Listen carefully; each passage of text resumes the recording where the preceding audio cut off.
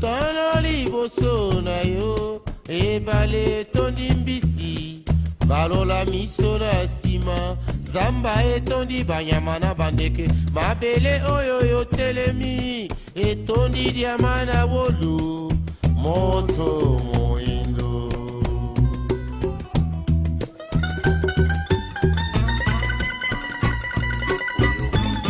J'aimerais encore parler d'un sujet que vous connaissez déjà, pour lequel nous avons déjà discuté antérieurement. J'aimerais parler du dialogue. Et concernant le dialogue, je commence d'abord par féliciter à nouveau toutes les personnes et personnalités qui sont impliquées dans ce processus pour la tenue d'un dialogue inclusif selon l'accord cadre d'Addis Abeba et avec un médiateur, un dialogue ayant bien entendu un médiateur international. Je félicite particulièrement la communauté internationale au travers M. Ban Ki-moon, le secrétaire général des Nations Unies.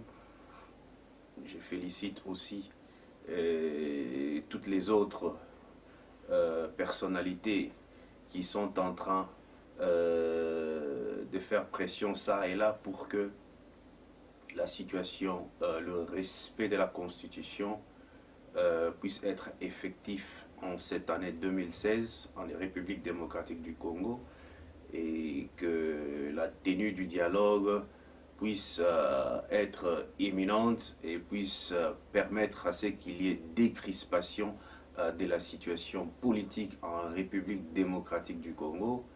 Et comme nous l'avons dit l'autre fois, le dialogue reste la voie et la voie du salut pour notre peuple. La seule solution, le seul schéma, le seul chemin qui permettra à notre peuple de trouver une solution pacifique à ses problèmes.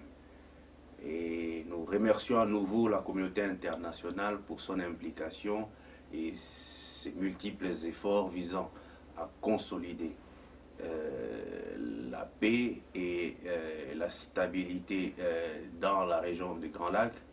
Et par rapport à notre sujet du dialogue, ce que nous voulons dire est que lorsque nous tournons un regard vers l'histoire de notre pays, ces 2 dernières décennies, nous constatons qu'il y a eu des guerres et des situations horribles. Et à ce niveau, nous ne pouvons plus livrer notre population à une situation similaire à l'horizon 2016. Pourquoi nous disons cela? Oui, c'est vrai, il y a de ceux qui refusent le dialogue. Oui, c'est bien leur droit démocratique. Mais ils proposent quoi? Ils nous disent allons aux élections. C'est bien, nous sommes d'accord d'aller aux élections. Les élections sans dialogue, pour nous, c'est synonyme de livrer notre population à une issue qu'on ne peut pas déterminer. Donc, ça veut dire que en tant que responsable, le dialogue est une voie qui nous permettra de trouver un compromis sur les multiples difficultés et divergences que nous avons, et lequel compromis permettra de relancer la situation, d'abord de décrisper, de relancer toute la situation du pays et de donner une évolution à notre démocratie et un progrès à la situation sociale de notre peuple. N'est-ce pas cela? Donc, nous refusons catégoriquement de livrer notre population à d'autres situations, circonstances, des viols, des guerres fratricides, des situations de plusieurs genres que vous connaissez. Et les dernières décennies ont été exacerbées, ces situations ont été exacerbées par des guerres. Et nous devons comprendre et mesurer la grandeur de la gravité qu'est d'aller faire les élections sans un compromis politique avec une CENI qui est à la merci de la mouvance présidentielle, qu'on appelle majorité autrement. Peuple congolais, je vous demande de vous lever et d'essayer de bien comprendre ce que nous expliquons lorsque nous disons, nous demandons le dialogue. Le dialogue, c'est une vertu. Pourquoi? Parce qu'il permet, en tant que peuple, malgré nos divergences, nous sommes appelés à nous mettre ensemble lorsqu'il s'agit des intérêts de notre pays. Et lorsqu'une situation de ce genre se présente, et que même la communauté internationale appuie, dit qu'il faut un dialogue pour résoudre le problème congolais, il y a toujours de ceux qui cherchent la petite bête pour éviter ce dialogue. Ils ne mesurent pas l'irresponsabilité et la gravité de la situation aux conséquences indescriptibles qu'ils veulent livrer notre peuple.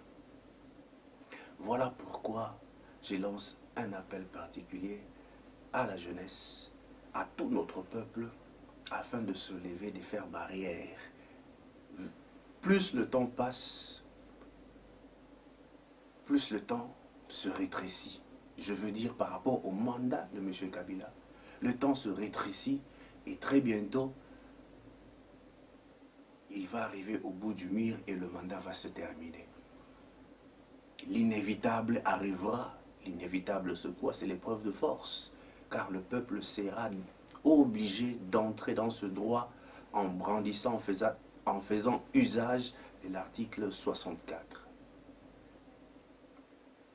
Et notre objectif, c'est l'instauration d'un état de droit dans notre pays. L'instauration d'un pays véritablement démocratique. Notre peuple ne peut pas être pris en otage par un groupe d'individus.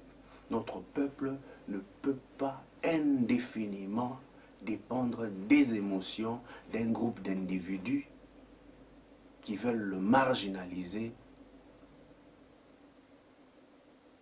au profit de leurs intérêts égoïstes. Voilà pourquoi nous devons nous réveiller et nous devons parler et nous devons agir maintenant. Lorsque nous parlons seulement, c'est comme si ça risque de devenir un langage des sourds.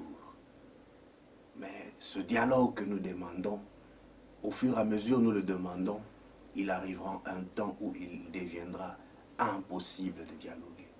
Et quand il sera impossible de dialoguer, l'épreuve de force. Et je réitère à nouveau ce que je suis en train de dire, c'est que il est encore temps de parler. Il est encore temps de dialoguer.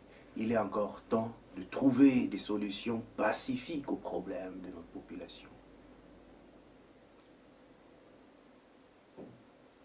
Notre pays, comme vous le savez, lorsque vous tournez un regard vers l'histoire, a connu des gens qui étaient même plus forts que ceux qui sont maintenant là au pouvoir.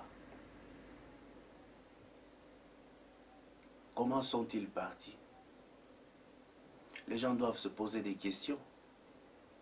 Et la machine est déjà en marche, la roue tourne et elle ne s'arrêtera plus.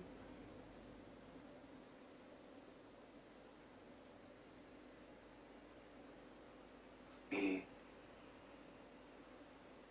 comment expliquer qu'un pays comme la RDC, qui a de multiples ressources de ce genre, dans ce siècle où tous les pays sont en train de faire la course économique, et ce pays se trouve être comme s'il est pris en otage, comme s'il est en train d'être retardé par un groupe de gens qui n'y comprennent peut-être rien.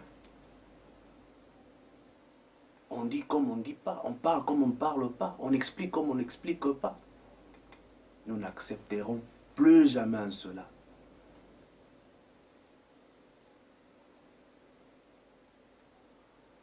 Donc voilà le message que je voulais passer aujourd'hui.